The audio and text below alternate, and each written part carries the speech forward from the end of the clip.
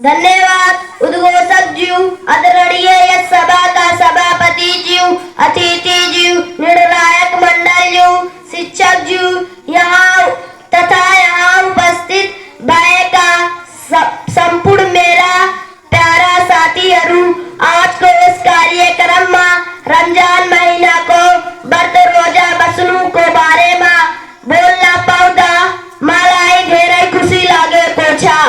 अरबी 12 महीना 9 महीना मध्य 9 महीना रहे रमजान भरिंचा, जिसमें अल्लाह को उपासना को निम्ति प्रात काल देखी सूर्यास्त सम्मा खानू पीनू रा स्त्री संभोग तथा बर्तलाई बम पढ़ने सबई कूड़ा अरु बाटाए तरई रहनु प्रत्येक बुद्धिमान रा बालिग वस्क मुस्लिम माथी अनिवार्य छा।